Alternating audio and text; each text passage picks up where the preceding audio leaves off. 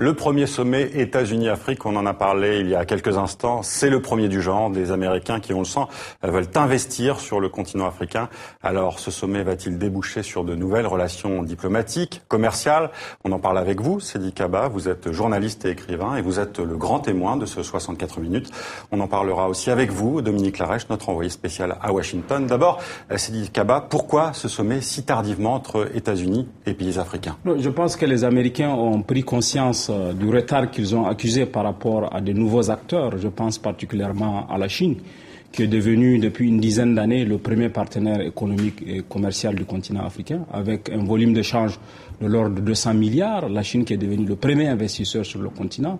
Je pense aussi à l'émergence d'autres acteurs tels que le Brésil, tels que l'Inde, qui sont devenus des principaux acteurs. Et les Américains ont pris conscience que les choses pourraient se faire sans eux sur le continent africain, d'où cette volonté de rattraper le retard qu'ils ont pris par rapport à un pays comme la Chine. Je rappelle que le premier sommet entre la Chine et l'Afrique a eu lieu en 2006. Donc aujourd'hui, on célèbre le sommet entre les États-Unis et l'Afrique. 8 ans après celui entre la Chine et l'Afrique. Il y a déjà un sommet entre l'Afrique et l'Inde, entre l'Afrique et ses autres partenaires, entre l'Afrique et l'Union européenne. Si les États-Unis veulent continuer à reprendre la main sur le continent, il était absolument indispensable d'avoir une rencontre sous ce format qui permet de réunir la plupart des dirigeants du continent et à côté les hommes d'affaires aussi. Alors Seydi Kaba, pourquoi les États-Unis ont-ils autant de mal avec l'Afrique? Non, je crois que... Il y a pourtant une partie anglophone. Oui, il y a une partie anglophone, mais le paradigme de lecture des États-Unis n'a pas évolué. Les États-Unis ont tendance... Il y a un problème d'image de la perception de l'Afrique. Les maladies, la pauvreté, les conflits. Les guerres, les conflits, il y a cette dimension. Il y a aussi le fait que les États-Unis mettent des conditions à leur partenariat avec les pays africains, notamment des questions de gouvernance, des questions de corruption, alors que d'autres acteurs comme la Chine ne posent pas de conditions. Ce qui les intéresse, c'est faire le business, quel que soit le régime. La Chine fait du commerce avec un pays comme le Zimbabwe, avec un pays comme l'Éthiopie, sans état d'âme. Alors que, si vous remarquez, il y a des pays qui ont été exclus de ce sommet par les États-Unis pour des questions de gouvernance. Seydi Kaba, on en parle avec Dominique Larèche. Alors, Dominique Larèche, vous êtes à Washington. Tous les pays africains n'étaient pas invités. Oui, ça a été même un casse-tête chinois, il faut le dire, pour l'administration américaine, toutes ces invitations. Alors au départ, la position adoptée au départ, c'était de n'inviter que les pays qui sont reconnus par l'Union africaine. Et puis finalement, ils se sont rendus compte, les Américains, que le Maroc, dans ces conditions, ne serait pas là et que la République sahraouie serait ici, ce qui est absolument impensable à Washington. Donc ils ont revu leur copie, ils ont établi d'autres critères. Au définitif, donc, la République centrafricaine qui est suspendue de l'Union africaine n'est pas là. Le Zimbabwe de Robert Mugabe, le Soudan d'Omar el-Béchir et l'Érythrée n'ont pas été conviés non plus. L'Égypte, Madagascar et la Guinée-Bissau ont été invités à la toute dernière minute. D'ailleurs, le président égyptien Abdel Fattah al-Sisi a dit non à cette invitation. Elle a décliné cette invitation lors de ce sommet. Et puis... la Sierra Leone et le Libéria ne sont pas là non plus, eux, pour cause d'Ebola. Et les deux présidents libériens et de la Sierra Leone ont préféré rester chez eux pour gérer cette crise et cette épidémie d'Ebola.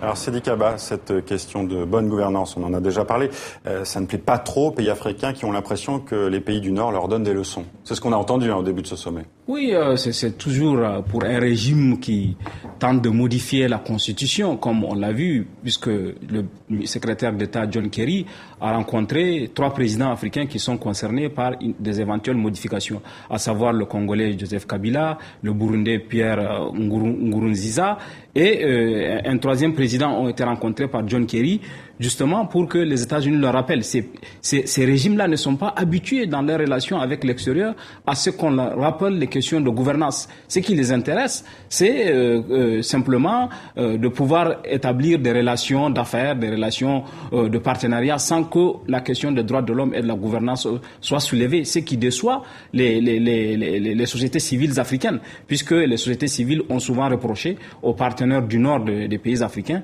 de ne pas mettre au centre du partenariat les questions de gouvernance. Donc, du côté américain, on peut saluer cette cette position, cette revendication. C'est une position le premier jour. Ce qui est vraiment le nerf de la guerre, c'est quand même les négociations de contrats, de partenariats. Oui, ces négociations. Malgré tout, ils restent pragmatiques, les Américains. Les Américains restent pragmatiques comme les autres partenaires, puisque le partenariat n'est pas la philanthropie.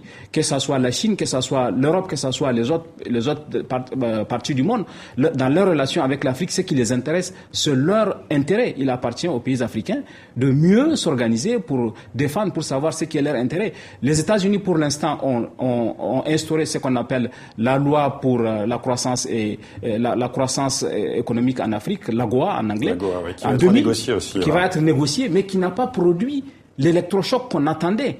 Depuis de 2000 à aujourd'hui, cette loi n'a pas permis aux États-Unis, n'a pas empêché que les États-Unis perdre du terrain sur le terrain du partenariat avec l'Afrique. Et cette loi a eu une autre insuffisance, c'est qu'on a remarqué qu'essentiellement, elle a été orientée vers les pays pétroliers, à savoir l'Angola et le Nigeria, et dans une moindre mesure, l'Afrique du Sud. L'essentiel du partenariat entre l'Afrique et les États-Unis, pour l'instant, se résume à ces trois grands pays. Les autres pays sont quasiment exclus parce qu'ils ne sont pas producteurs du pétrole, parce que les États-Unis n'ont pas intérêt. Et le transfert de technologies qui avait été espéré par les pays africains à l'occasion de ce partenariat ne s'est pas encore produit.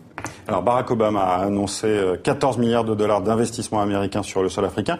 Ça signifie quoi, ce chiffre? Ça va servir à quoi, cet argent? Non, je pense qu'il ne faut pas non plus créer trop vite à une sorte de succès de ce sommet. Il faut attendre de voir ce que ça va faire. Il a parlé de success en story, Dominique Clareche l'a rappelé. Ouais. Une partie de cet investissement va être consacrée à ce qu'ils appellent Power Africa, l'énergie en Afrique. Ce qui n'est pas une bonne chose, ce qui n'est pas une mauvaise chose. Sur les 5 prochaines années, les États-Unis vont investir 7 milliards sur l'électricité. 7 milliards sur l'électricité en Afrique. Mais il faut, tout en se réjouissant, il faut voir à quel pays ça profite. Il y a un seul pays anglophone, un seul pays francophone dans les pays qui sont destinataires de cet investissement. Il y a là encore une faiblesse du partenariat entre les États-Unis et l'Afrique par rapport au partenariat entre la Chine et l'Afrique. Alors, il y a aussi beaucoup d'attentes des pays africains. Je vous propose d'écouter le président sénégalais Macky Sall, interrogé par Dominique Clareche. Nous attendons surtout de ce sommet, en fait, le développement de l'investissement direct étranger américain sur le continent.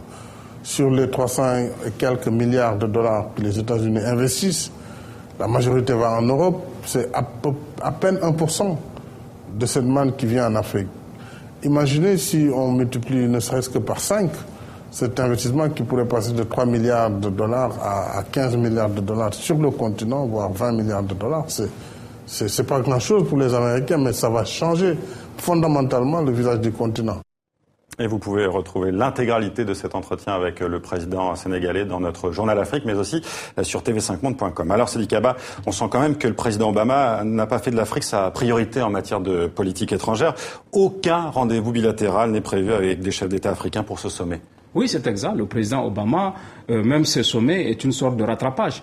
Pour son premier mandat, il n'y a pas eu d'action véritablement concrète en faveur de l'Afrique, à part le déplacement qu'il a fait dans 2 pays en 2009, à savoir l'Égypte et le Ghana, où il a fait des déclarations assez importante en disant que l'Afrique n'a pas besoin d'hommes forts, elle a besoin d'institutions fortes. Et le dernier déplacement qu'il y a eu, il n'y a pas eu, je crois qu'il y a, dans les rapports entre Obama et l'Afrique, il y a une sorte de déception. Même si ce sommet peut être aujourd'hui mis à son crédit, les relations n'ont pas été à la hauteur des espérances suscitées par l'arrivée à la Maison-Blanche de Obama, qui est d'ascendance africaine, puisque son père est kenyan. Alors, il y a la question de la sécurité aussi sur ce sommet. On rejoint encore Dominique Clareche à Washington.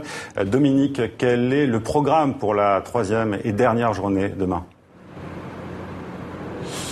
Alors le programme demain, eh bien ce seront les chefs de gouvernement et les chefs d'État qui rentreront en scène, puisqu'aujourd'hui c'est au niveau ministériel que se joue le forum des affaires. Demain, il sera donc question de stabilité, de sécurité, d'investissement, de règlement des conflits, mais aussi de gouvernance et de transparence lors de la session des dirigeants. Merci Dominique Clareche en direct avec nous depuis Washington. Merci aussi à vous, Sidi Kaba, d'avoir été notre invité, notre grand témoin de ce 64 minutes.